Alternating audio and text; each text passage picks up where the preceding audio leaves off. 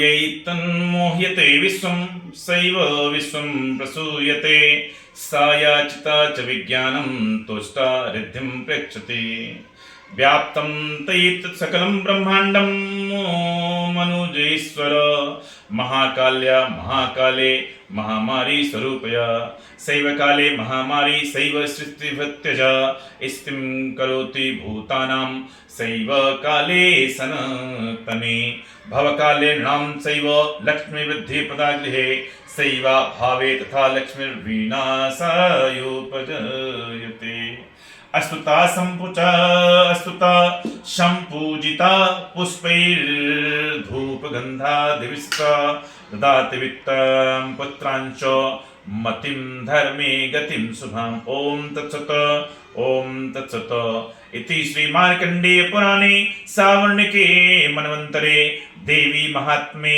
फलस्तुतिर्नाम 12ोऽध्याय सम्पूर्णम् ओम श्री भगवती नमः। ओम श्री जगदम्बाये दुर्गा देव्यै नमः। और पाठ बचा हुआ है। पाठ ये 12 अध्याय हुआ, 12वां अध्याय हुआ। अब एक अध्याय बचा हुआ है, उसके बाद सिद्धि कुंजिका स्तोत्र होगा, उसके बाद फिर आरती होगी। और कोई क्वेश्चन है? माता रानी का श्रृंगार का सामान वगैरह लेना था, उसमें सामग्री में क्या क्या लेंगे? अच्छा, बहुत बढ़िया आपने क्वेश्चन किया है। सप्तमी की तैयारी हो रही है, मतलब सप्तमी के दिन जो खोइछा भराएगा, वस्त्र इत्यादि जो आप लीजिएगा, बहुत अच्छी बात है।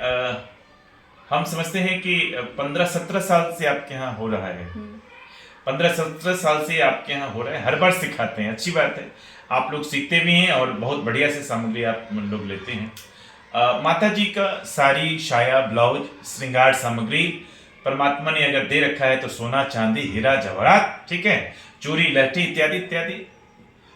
लेकिन ध्यान एक ही बात का रखना है कि जो भी सामान लेना है, अगर भगवान ने दिया है तब तो 5 टुक वस्त्र, 16 श्रृंगार का सामग्री लेना है, खोइछा इत्यादि जो भरते हैं वो सब लेना है।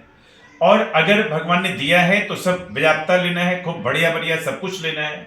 लेकिन अगर लगे कि नहीं भाई थोड़ा पैसा कम भगवान इस बार दिए हैं, तो 10-20 को सामान न लेकर छोटा ही सामान लें, एक रुमाल ही लें, लेकिन ऐसा रुमाल लें कि भगवती पर चढ़ाने के बाद जब हम उसको दान करें पंडित जी को, तो पंडित जी के घर पर जाए तो वे उसका प्रयोग कर सकें। अब ऐसा नहीं ले लें कि उस यहाँ से जाए और उसका कोई इस्तेमाल ही नहीं हो, है ना। अब कुर्ता दान करना है तो ऐसा कुर्ता नहीं दान करना है कि पंडित जी को अटे ही नहीं। उससे अच्छा है कि पूछ लीजिए पहले कि भाई आप, हमारी श्रद्धा है कि मैं जो आपको दूं वो आप ग्रहण करें, कैसा ग्रहण करते हैं। ऐसे इस पर एक बहुत बड़े संत हैं, उनका मैं नाम नहीं लेना चाहता हूँ, उन्होंने अपने प्रवचन के दौरान में कहा, खास करके ब्राह्मणों से जो पूजा पाठ कराते हैं उन लोगों से कहा कि भैया यजमान आपको जो दे उसको स्वीकार कर लीजिए, अगर आप उसको प्रयोग कर सकते हैं तो कीजिए, और नहीं तो किसी को दे दीजिए, बेचिए नहीं। उनके बातों का मैं स्वागत करता हूं, सम्मान करता हूं, लेकिन जो बोले हैं वो सुनेंगे मेरे वीडियो को तो वो जान ही जाएंगे, लेकिन उनका मैं नाम नहीं लूंगा क्योंकि काफी चर्चित संत हैं, प्रतिदिन उनको लोग यूट्यूब पर और टेलीविजन पर देखता है। मैं उनसे इतना ही कहना चाहता हूं कि जो जैसा करेगा वैसा ही उसको मिलेगा।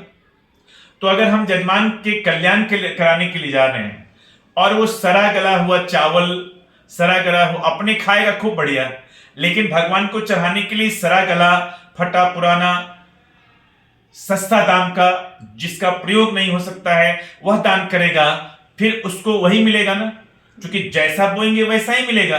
तब तो हम जजमान का कहा जाता है पुरोहित हैं, हम पुर का हित करते हैं। लेकिन जजमान को अगर हम सही मार्गदर्शन नहीं दे रहे हैं तो एक तरह से हम भी तो पाप का काम कर रहे हैं।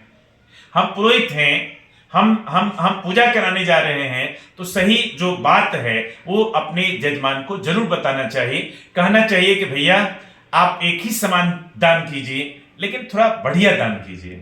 आप जो भी दान पुण्य करते हैं, वो चाहे खाद्य पदार्थ का सामान हो, या फिर वो धारण करने का सामान हो, या फिर वो पढ़ने लिखने का सामान हो, जो भी दान कीजिए, वो दान क्या है? दान एक प्रकार से इन्वेस्टमेंट है। दान एक प्रकार से बोना है। जो हम बोएंगे वही काटेंगे, और कितना काटेंगे? हम एक अगर बोएंगे तो कम से कम 10 गुना ज्यादा काटेंगे। समझ रही है बात को? तो कहने का मतलब यह है कि हम भगवान ने अगर बहुत ज्यादा दिया है तो बहुत दान करेंगे, अगर भगवान ने कम दान किया है तो हम एक पुष्प लेकर के ही, एक फूल लेकर के ही या फिर एक बेलपत्र लेकर के ही हम कहेंगे कि भाई अब झूठ बोल रहे हैं कि सच, वो तो अपनी बात है। तो हम अगर मेरे पास में कुछ भी नहीं है, हम निर्धन हैं, तो एक बेलपत्र तोड़ लेंगे, एक फूल लेंगे और कहेंगे कि आप इसी से प्रसन्न हो जाइए, हमारे पास में यही बनता है। विश्वास मानिए, परमात्मा खुश हो जाएंगे।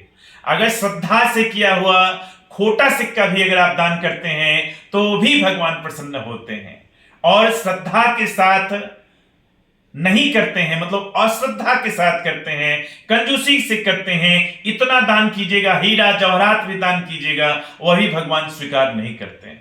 श्रद्धा के साथ, बिना कंजूसी के, अपने अपने अपने पॉकेट के अनुसार, अब मेरा पॉकेट क्या हो तो भगवान जानते हैं या हम जानते हैं, अपने पॉकेट के अनुसार, समय के अनुसार, बिना कंजूसी के और श्रद्धा के साथ थोड़ा सा भी दान किया हुआ बहुत फलदायी होता है। शायद आपने जो क्वेश्चन किया था कि कैसा खरीदना चाहिए, क्या क्या खरीदना चाहिए, शायद आपके प्रश्नों का उत्तर मिल गया। हाँ, मिल गया। और कोई प्रश्न है? नहीं। बहुत बहुत धन्यवाद, नहीं। बहुत बहुत धन्यवाद। अध्याय बचा हो, उसके बाद हम लोग आरती करेंगे। बहुत बहुत धन्यवाद।